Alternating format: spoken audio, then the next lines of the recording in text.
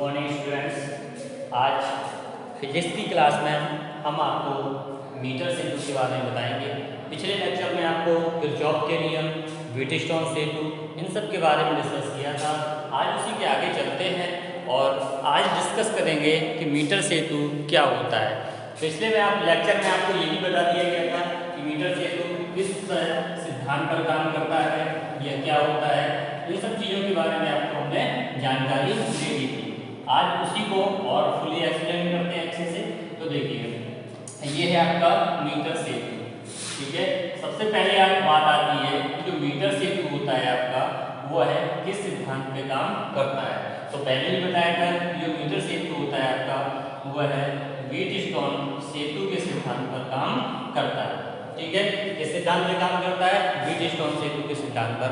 अब करता क्या है, तो इसका जो यूज होता है, ठीक है, मीटर सेतु का जो यूज होता है वो क्या होता है, कोई आपका अज्ञात तार है, अज्ञात तार का प्रतिरोध ज्ञात करने में हम यूज करते हैं अपना, किसका यूज करते हैं? मीटर सेतु का। ठीक है, दो चीजें क्लियर हो गई आपकी। मीटर सेतु के सिद्धांत पे काम करता है तो व्हीटस्टोन सेतु के, और इसका यूज क्या होता है, इसके द्वारा करते क्या हैं, तो इसके द्वारा अज्ञात तार का प्रतिरोध ज्ञात किया जाता है। ये दो चीजें हैं। अब आता है कि इसकी संरचना क्या होती है, स्ट्रक्चर क्या होता है। तो हम आपको सामने हमने फिगर पहले से बना दिया है ताकि आपको कोई दिक्कत ना हो और टाइम लॉस ना हो। देखो, सबसे पहले क्या होता है कि इसमें ये पॉइंट ले लिया, ठीक है, ये क्या है हमारा, बी पॉइंट ले लिया। ठीक है, सबसे पहले क्या होता है कि इसमें एल के आकार की दो पत्तियां होती हैं हमारी। ठीक है, किसके आकार की? एल के आकार की। एक पत्ती ये हो गई और दूसरी पत्ती आपकी ये हो गई। एल के आकार की दो पत्तियां होती हैं और इन दोनों पत्तियों के बीच में यानी मिडिल पॉइंट में एक सीधी पत्ती लगी रहती है। ठीक है, तो ये सीधी पत्ती हो गई। जो एल के आकार की पत्ती होती है उसमें दो संयोजक पैच होते हैं। एक संयोजक पैच आपका ये हो गया और दूसरा संयोजक पैच आपका ये हो गया। सेम आपकी इस वाले में भी एक ये हो गया और एक ये हो गया। और जो बीच वाली पत्ती होती है उसमें कितने संयोजक पैच होते हैं? तीन। एक आपका ये है, एक ये है और आपका एक ये है।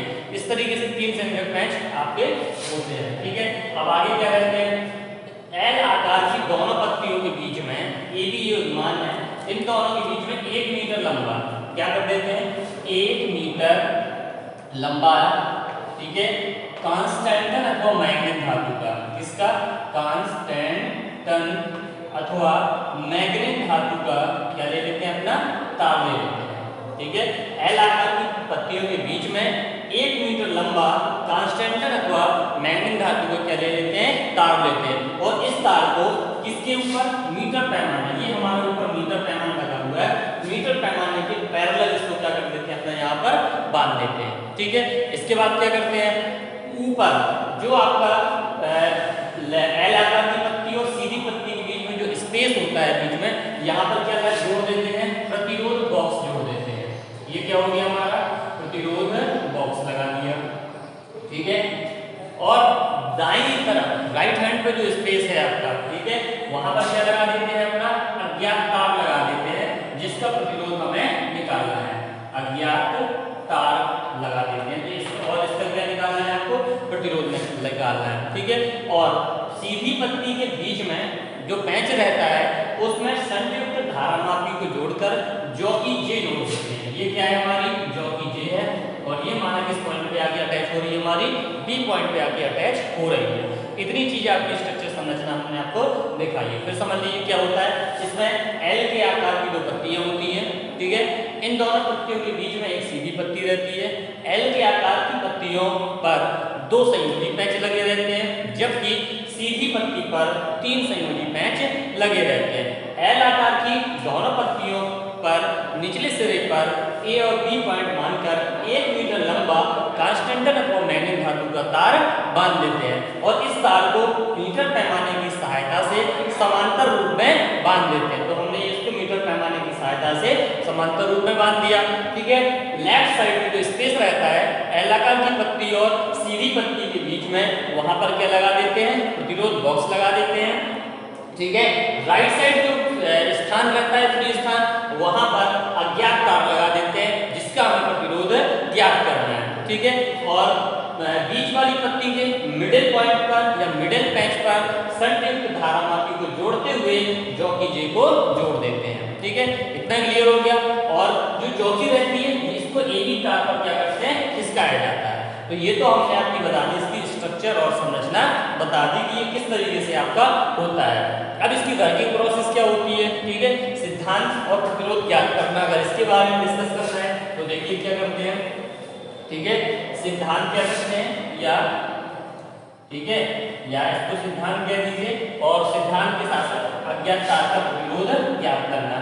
किस तरीके से ज्ञात करते हैं तो और चीज समझिए, प्रतिरोध ज्ञात करना, ठीक है। करते क्या है इसमें, जो हमारा जॉकी है, ठीक है, इस जॉकी को क्या करेंगे, इस धारा, इस वायर पर क्या करेंगे आप, दबा के घुमाएंगे, ठीक है। जब घुमाएंगे तो जहां पर शून्य विक्षेप की स्थिति मिल जाएगी वहां पर आप रुक जाएंगे, ठीक है। तो हमने इसको घुमाया और यहाँ पर जाके हमें शून्य विक्षेप की स्थिति मिल गई तो यहाँ पर आप रुक जाएंगे। माना ए सिरे से इस बी बिंदु की लंबाई कितनी मान ली हमने, एल मान ली है, तो शेष दूरी कितनी हो जाएगी, 100 माइनस एल। भाई जो तार है वो 1 मीटर लंबा है, 1 मीटर का मतलब क्या हुआ, 100 सेंटीमीटर लंबा तार है, तो ये बकाया जो दूरी बची हुई है वो क्या हो जाएगी आपकी 100 माइनस एल हो जाएगी।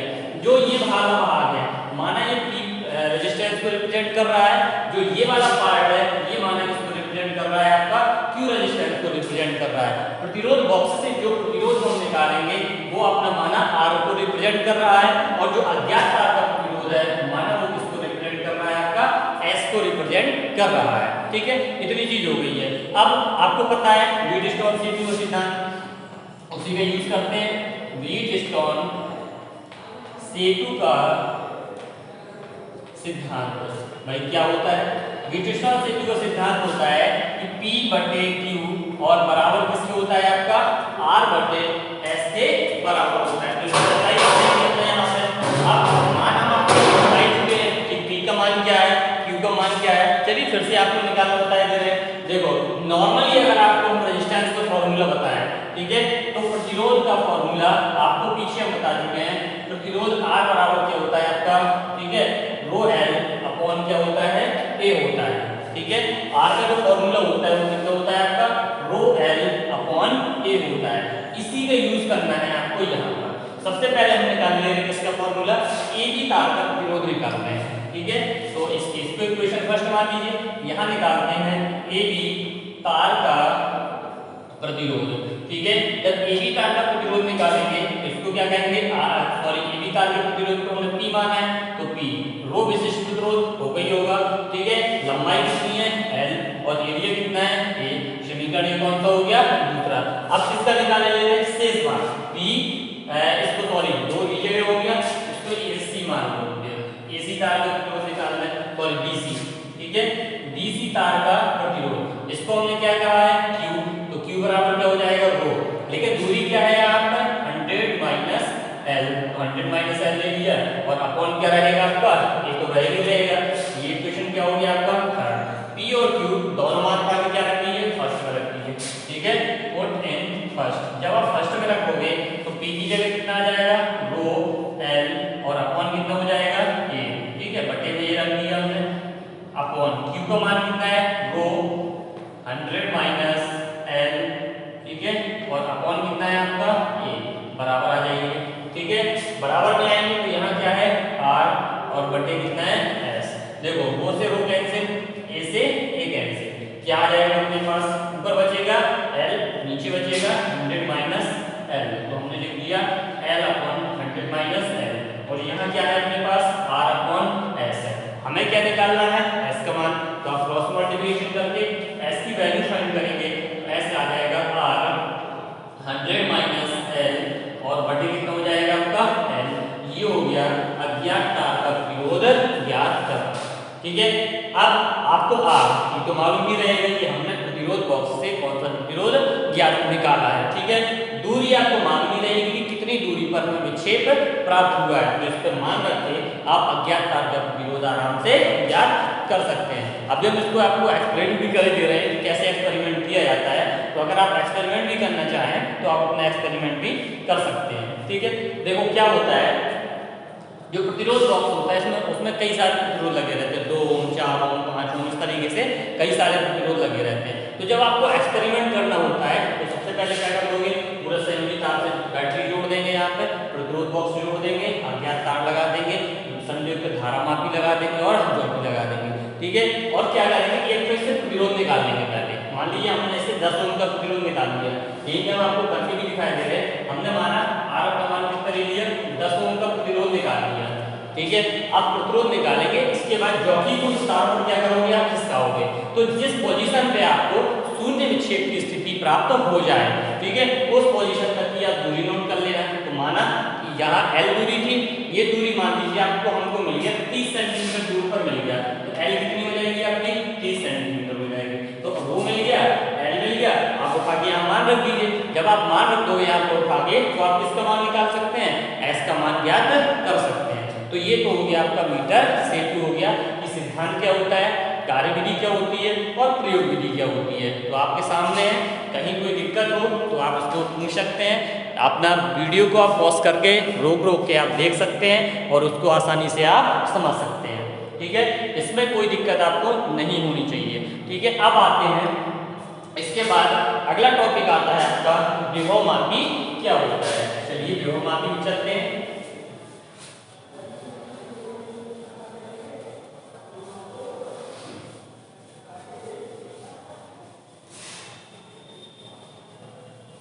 ठीक है, अगला टॉपिक क्या है आपका, विभवमापी का।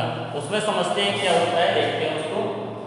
ठीक है, सबसे पहले तो विभवमापी होता क्या है, विभवमापी। ठीक है, क्या होता है, इसका काम क्या होता है। ठीक है, तो विभवमापी का काम क्या होता है, किसी या सेल के विद्युत वाहक बल। ठीक है, विभवमापी का काम क्या होता है, किसी सेल के विद्युत वाहक बल या, ठीक है, दो बिंदुओं के बीच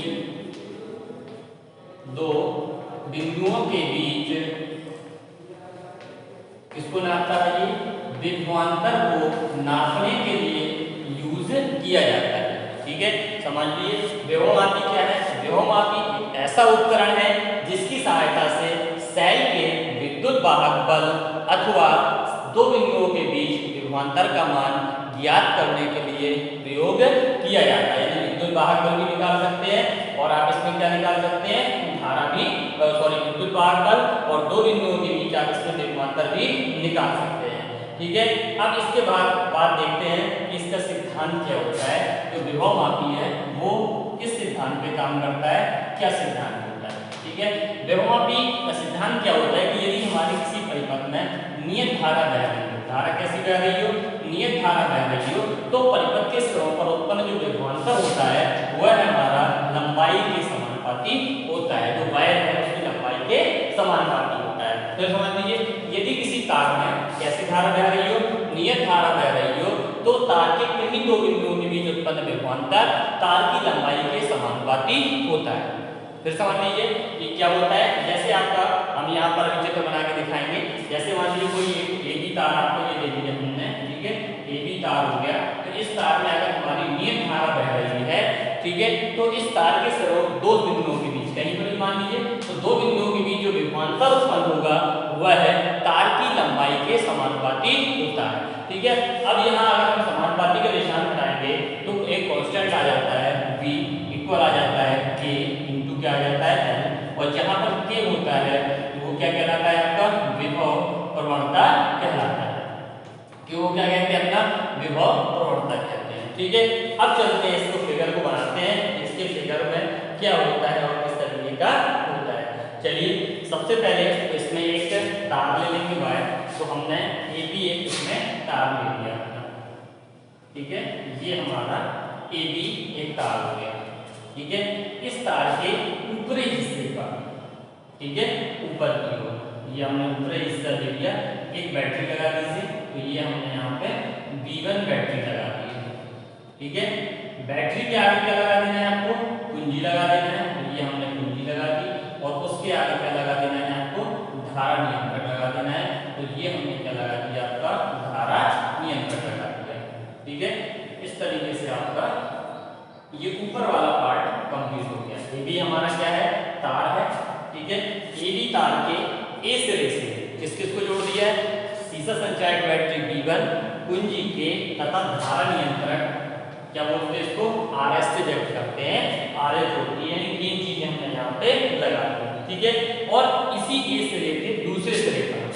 यानी नीचे की ओर क्या कर देंगे, एक बैटरी लगा देंगे जिसका वैद्युत वाहक बल हमें क्या करना है, ज्ञात करना है। बैटरी के साथ साथ ठीक है एक आप अपना धारामापी जो भी अपना यहाँ पे अपना लगा देंगे और उसके साथ इसको कनेक्ट कर देंगे, जॉकी को कनेक्ट कर देंगे। ये इसकी कई सिचुएशन होगी क्योंकि इसको क्या करना है, इस वायर पर आप घुमाएंगे, जब वायर पर घुमाएंगे तो इसकी कई सारी सिचुएशन आपकी होती रहेंगी। इस तरीके से आप डॉट डॉट करके अपने यहाँ पे ले जा सकते हैं। ठीक है, तो ये आपका क्या हो गया, विभवमापी कहलाता है आपको, गैल्वेनोमीटर धारामापी। ठीक है, यहाँ पे विक्षेप है, इसमें आप दिखा सकते हैं जी, ये आपका जी हो गया और ये हमारा बैटरी है और ये इसका अभी विद्युत वाहक हमारे सामने अपने पास है। ठीक है, इस तरीके से इसको हमने ले लिया है। चलिए अब इसको आप पढ़ते हैं क्या होता है ये देखते हैं। ठीक है, चित्र आप थोड़ा सा आप मॉडिफाई कर सकते हैं। ठीक है, और यहाँ दिखाना हो तो यहाँ भी आप अपना दिखा सकते हैं इस तरीके से। एक अपना धारामापी यहाँ की ये इसकी सिचुएशन है, ये जे पोजीशन हो जाएगी, ये G1 हो जाएगी और ये क्या हो जाएगी आपकी J2 पोजीशन हो जाएगी। फिर समझ लीजिए, अब इसकी बात करते हैं, इसकी संरचना की बात करते हैं, इसका स्ट्रक्चर क्या होता है विभवमापी का। ठीक है, पहले तो समझाया कि विभवमापी करता क्या है, ये सेल के विद्युत वाहक बल अथवा दो बिंदुओं के बीच विभवांतर ठीक है। इसके बाद आता है ये सिद्धांत क्या होता है इसका, तो इसका सिद्धांत होता है कि यदि किसी तार में नियत धारा बह रही हो तो तार के दो बिंदुओं के बीच उत्पन्न जो विभवांतर होता है वो तार की लंबाई में कैसा होता है, समानुपाती होता है। ठीक है, समानुपाती का निशान हटाएंगे तो एक कांस्टेंट आ जाता है आपका, क्या के आ जाता है कांस्टेंट। ठीक है, और के क्या कहलाता है आपका, विभव प्रवणता कहलाता है। ठीक है, अब बात करते हैं इसका स्ट्रक्चर क्या होता है, इसकी संरचना क्या होती है। तो माना ये भी एक तार ले लिया, ठीक है, धातु क्या होती है, कांस्टेंट अथवा मैग्नेट। ये तार के ऊपरी सिरे पर क्या जोड़ देंगे, B1 बैटरी कुंजी के तथा धारा नियंत्रक RH जोड़ देते हैं। ठीक है, और जो ये तार है उसके निचले सिरे पर जिस सेल का विद्युत वाहक बल ज्ञात करना होता है उस सेल को जोड़ देते हैं और उस सेल की सहायता से धारामापी यानी गैल्वेनोमीटर और उसकी सहायता से जॉकी को जोड़ देते हैं। ठीक है, इतना आपकी हो क्या हो गई, इसकी संरचना हो गई, आपकी स्ट्रक्चर हो गया है। ठीक है, अब होता क्या है इसमें, ठीक है, जब आप इसको जॉकी को तार पर कहीं स्पर्श कराएंगे, ठीक है, तो बैटरी से जो धारा होगी वो ए से बी की ओर आपकी प्रवाहित होने लगेगी। ठीक है, जैसे ही हम इसको क्या करेंगे, ठीक है, जॉकी को यहाँ स्पर्श कराएंगे तो जो हमारा तार है उसमें धारा आपकी ए से बी की ओर क्या होने लगेगी, प्रवाहित होने लगेगी। जैसे ही धारा प्रवाहित होगी वैसे क्या होने लगेगा, प्रत्येक बिंदु पर क्या होने लगेगा, विभव पतन होने लगेगा। और लंबाई के साथ साथ जैसे जैसे आगे बढ़ते जाएंगे वैसे विभव पतन क्या होता जाएगा, आपका बढ़ता जाएगा। ठीक है, इतना हो गया। तो वही आपने बताया था कि जो विभवांतर होता है वो क्या होता है आपका, लंबाई के समानुपाती। विभव पतन क्या होता है आपका, बढ़ता जाता है। ठीक है, अब इसके अगर आप और निकालना है आपको आगे क्या होता है, तो एक ऐसी स्थिति आ जाती है यहाँ पे, फिर समझ लीजिए, हम जैसे ही जॉकी को यहाँ स्पर्श कराएंगे, कुंजी को फिट करेंगे, सर्किट पूरा होगा, धारामान इसको जॉकी को इस तार के ऊपर खिसकाएंगे, जॉकी को तार के ऊपर खिसकाएंगे क्योंकि धारा घटने लगती है इसमें, तो धीमे धीमे क्या होता लगता है, विभव पतन होने लगता है और यह विभव पतन क्या होता है आपका, लगातार होते जाता है। ठीक है, एक ऐसी स्थिति प्राप्त होगी हमें यहाँ पर जहाँ पर शून्य विक्षेप की स्थिति कहलाती है, मतलब हमारा जो धारामापी है वो क्या हो जाएगा, बिल्कुल शून्य पे आ जाएगा। ठीक है, कोई भी विक्षेप प्राप्त नहीं होगा। जो वो स्थिति होगी वो क्या हो जाएगी, वहां से आप ए बिंदु से उस बिंदु तक की आप लंबाई को क्या कर देंगे, अपना नोट कर लेंगे और वो विभवांतर की क्या हो जाता है आपका, समानुपाती हो जाता है। ठीक है, आपको मालूम है, और विभवांतर का समानुपाती का निशान उठाएंगे तो कांस्टेंट कितना आ जाता है आपका, ये आ जाता है। ठीक है, अब एक चीज आप ये भी जानते हैं कि जब विभव पतन होता है हमारा तो उस स्थिति में जो प्रेरित वैद्युत वाहक बल होता है, ई होता है, विद्युत वाहक बल होता है, वो टर्मिनल विभवांतर के बराबर हो जाएगा और वो किसके बराबर हो जाता है आपका, K × L के बराबर हो जाता है। ठीक है, तो ये है आपका विभवमापी, कोई दिक्कत नहीं होनी चाहिए मीटर सेतु में और विभवमापी में। ये यहाँ पर ऐसे टॉपिक है जो कि सॉलिड आने हैं आपके, जैसे स्टार्ट हुआ था आपका कहाँ से, किरचॉफ के नियम से। दो नियम थे, दोनों बहुत मोस्ट हैं। उसके बाद क्या आया था आपका, किरचॉफ के नियम के बाद आया था व्हीटस्टोन सेतु, वो भी बहुत मोस्ट है आपका, आता है। और व्हीटस्टोन सेतु के सिद्धांत के बाद आपका आया था मीटर सेतु, जो आज बताया। और मीटर सेतु के बाद अभी जो टॉपिक आया आपका वो क्या आया, विभवमापी। ठीक है, तो ये टॉपिक आपके बहुत मोस्ट है, बहुत पूछे जाते हैं। अब आपको कल आता है व्योममापी में हम आपको बताएंगे शून्य विक्षेप की स्थिति प्राप्त करना। ठीक है, एक टॉपिक आपका और है तो उसको कल देख लेंगे और शून्य विक्षेप की स्थिति प्राप्त करना हम आपको बताएंगे। ठीक है, वैसे शून्य विक्षेप की स्थिति क्या होती है, वही है कि अपन लोग जॉकी को क्या करेंगे, तार पर खिसकाएंगे, जहां पर हमारा विक्षेप प्राप्त होना बंद हो जाएगा, यानी जो धारामापी हमने जोड़ा है उसमें हमारा सुई जो उसकी है वो शून्य पर पहुंच जाएगी या कोई भी विक्षेप नहीं देगी, तो वो कहलाती है आपकी शून्य विक्षेप की स्थिति कहलाती है। तो ये आपकी लैब में प्रैक्टिकल भी है, मीटर सेतु का प्रैक्टिकल एक्सपेरिमेंट आपको लैब में मिलेगा और वो हम आपको करवाएंगे। ठीक है, सारे एक्सपेरिमेंट काफ़ी सारे हैं, कुछ तो अब कम हो गए हैं, लेकिन जो भी एक्सपेरिमेंट होंगे वो आपको लैब में करवाए जाएंगे, लेकिन उसके वो तो तभी करवा पाएंगे जब स्कूल ओपन होंगे, क्लासेस आपकी चलेंगी। ठीक है, तब तक नहीं चल रही है, तब तक आप घर पर रहिए, सुरक्षित रहिए और अपनी पढ़ाई पर कंसंट्रेट करिए, यही समय है आपके पास। ठीक है, आज सितंबर चल रहा है, देखिए। ठीक है, 26 सितंबर हो गया, 26 तारीख हो गई, 4 दिन बचा है, सितंबर भी खत्म होने वाला है, फिर आपका अक्टूबर, तो आपके ज़्यादा से ज़्यादा 5 या 6 महीने बचे हुए हैं। तो आप इन 5-6 महीनों में बहुत अच्छे से पढ़ाई करिए, घर पर रहिए, स्टडी जरूर करते आइए, कहीं से भी आपको मटेरियल मिले, जो भी मटेरियल मिले आप उसको पढ़िए बिना किसी लापरवाही के। ठीक है, तो आज के लिए इतना ही, बकाया कल हम आप इस लेसन को समाप्त कर देंगे।